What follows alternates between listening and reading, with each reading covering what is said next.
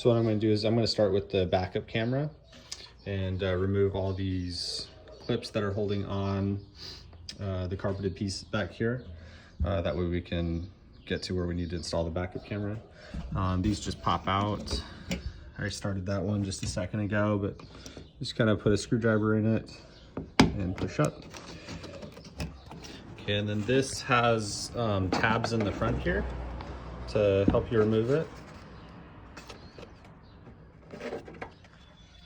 Okay, and then turn this, and then there's a push tab on the left here that you push in, and then that removes, you can remove that. Then what you're going to want to do is clean off the old residue and then reuse or use the new adhesive that was provided. Okay, so just peel back both sides of the adhesive. Okay, so once you have the adhesive ready, you clip it in.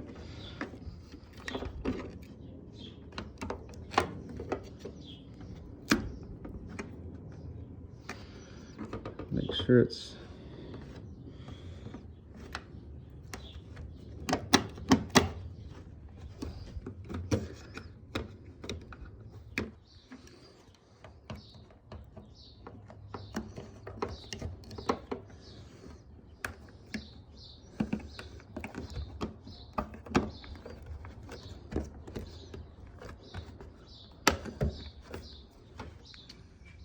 okay, so I've zip tied the new cable here, just kind of all along the entire thing, and then in order to continue, we need to get this out of the way so that we can get back there. So that we can feed the wire all the way through and up to the front of the car. And so we need to remove this this panel.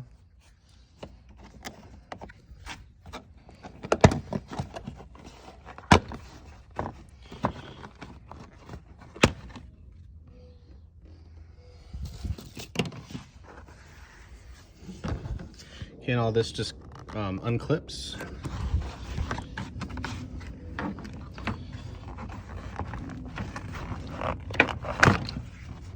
Okay. All right, and so we'll just follow the zip tie the wire all the way through here. And I didn't remove this panel, I just fed the wire underneath it. And then you're gonna want to just feed, you don't necessarily need to take off this panel, but what I did, I just fed it around and kind of pulled off the rubber seal a little bit to put it in there. Okay, so the next thing is to find out where we're gonna put the wires. We're gonna want to access the navigation area. So start by removing the dash vent here.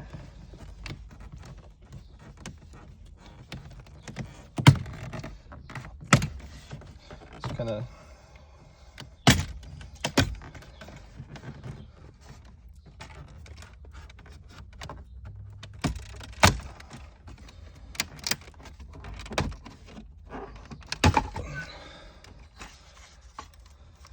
okay, and then there's a bolt in the center there that you need to get out. Okay, and then once you pulled that, unbolted the bolt down there, this will just unclip, just like that. And then, I don't know if you could show, then we just need to unplug everything.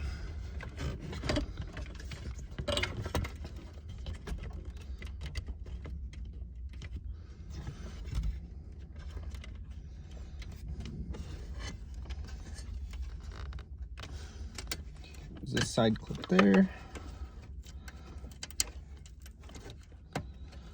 And the clips are on the bottom on that one.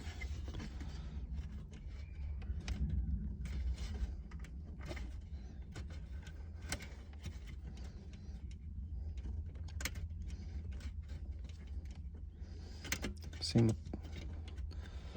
with that one.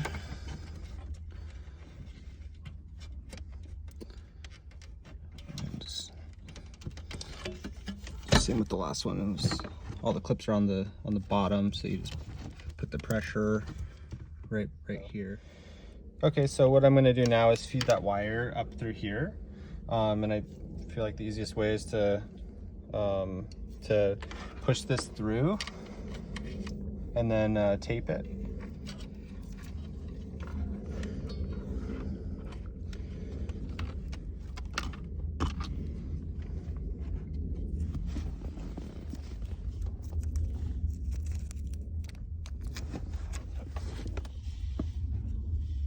We'll see if this tape is strong enough.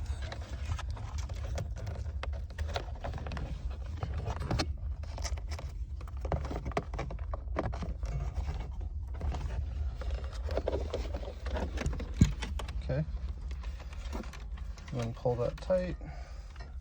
And then our backup camera is ready to be plugged in. We'll just need to wire that and we'll do that later. That's good.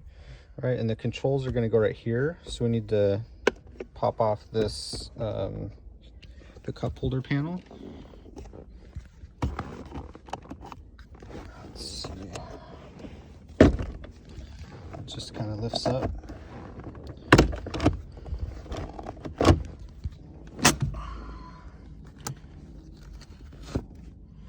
You can just unbuckle that. Slides out.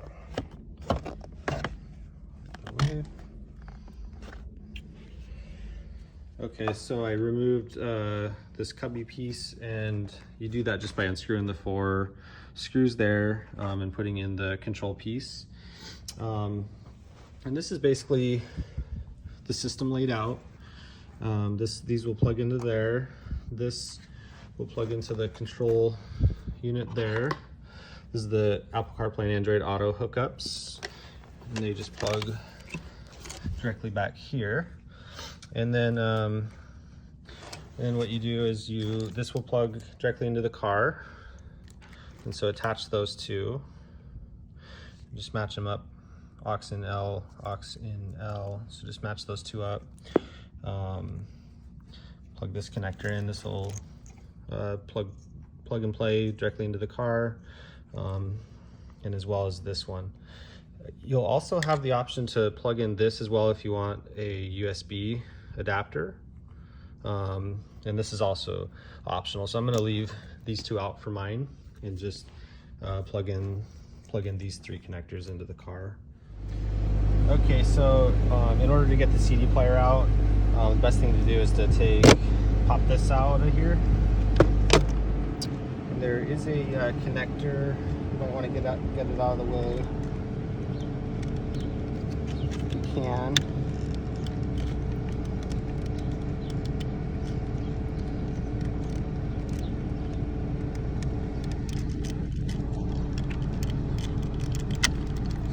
So just that, and you need to put it down to drive to move it out of the way.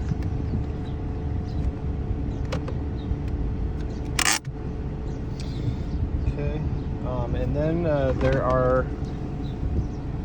gonna have to kind of slide this console back, so there are clips on each side of here, so we need to remove those.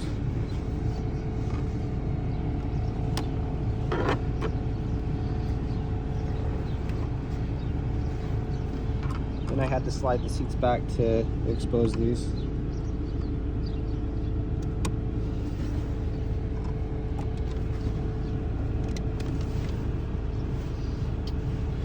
Okay.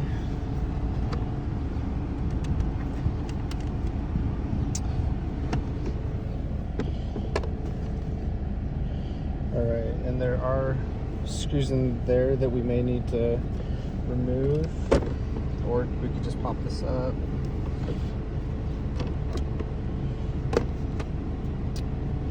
Let's see if we can.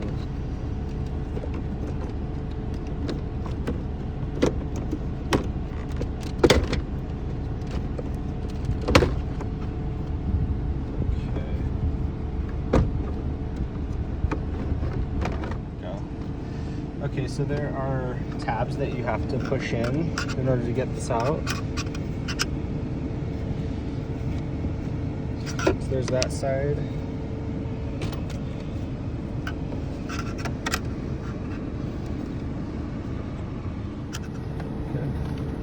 there's a connector on the back that I disconnected. And then that's how you get that out. So yeah, just these push tabs, you have to push those in order to release it, and that's it. It'll just slide forward. Okay, so just remove those screws that it tells you to remove, and then this will just slide into place.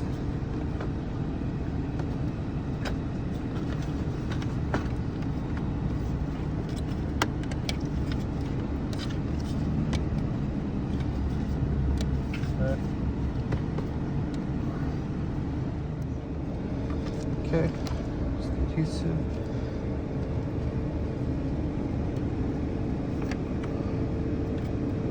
So yeah, this is just empty space right here, so I'm putting it right there.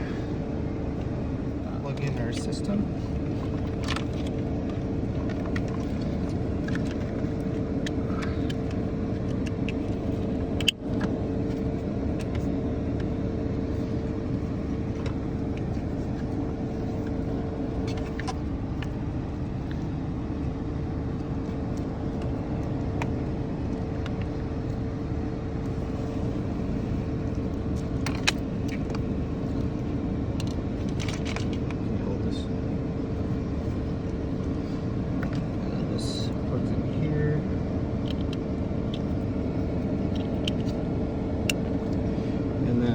We have one more.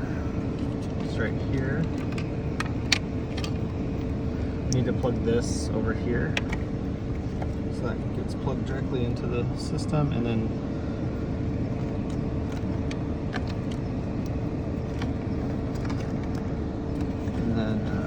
here's the connector to plug into here, and then really the system is active. So we'll just need to feed the wires correctly to back to the CD player behind here, and then we'll pretty much be good to go. Alright, so I went to plug in the DVD player, but unfortunately the factory bracket gets in the way of where the connector wants to be plugged in at. So we'll have to probably cut the bracket so that we can plug that last connector. Okay, so I just used the Dremel, and I was able to drill out the spot so that I could plug in the connector.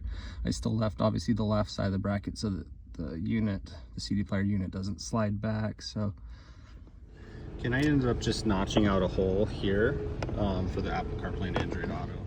Okay, so everything's pretty much plug and play with this system, except for the backup camera. You do have to do a little bit of wiring. So what I did is I used a T-tap to splice into the reverse light. So I hooked up the solid red wire to the brown hot wire, and then this red and black wire to the ground. And then you have to also hook up the wire to the system as well here. So you so this is the backup camera coming through that we pushed underneath the steering column, and then you have to connect that red wire into this orange wire that says reverse in, and then it'll work from there. All right, so here's the system all installed. I'm really happy with it. Start the car up and show you guys how it works. What I really like about this system is that it kind of reminds me of the factory system. Like, it just doesn't look aftermarket to me. And they even incorporated the Mazda logo into it. And what's nice is, even though this is booting up, you can throw it into reverse, and it's just your typical delay. It's like a 3-second delay, but whether it's booting up or it's not booting up, it takes about 3 seconds. The screen is really responsive. I mean, just better than most factory systems out there. Really happy about that as well. You have your volume here. Let's get on a station. And you can use these presets, and that'll kind of help you seek. So it's all laid out really nicely. I also got the volume controls to work. It is really easy to set these all up. And you actually do that in the settings.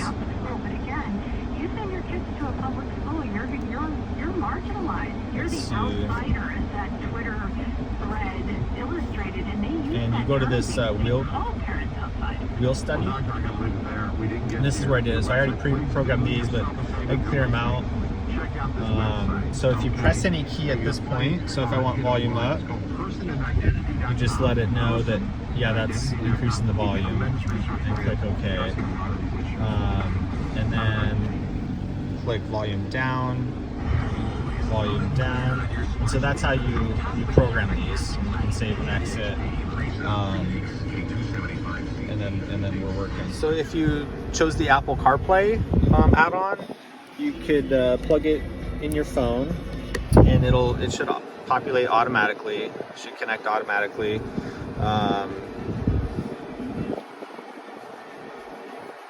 So I need to turn on some settings to make it all work. But yeah, it works very well. If you want to go back to the car, just hit the Mazda button.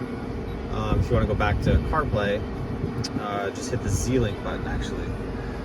You can continue listening to the radio, continue changing the radio stations if you don't want to use, if you don't have iTunes or any other app associated with Apple CarPlay. But anyway, hopefully you guys found this video useful. Thanks for watching.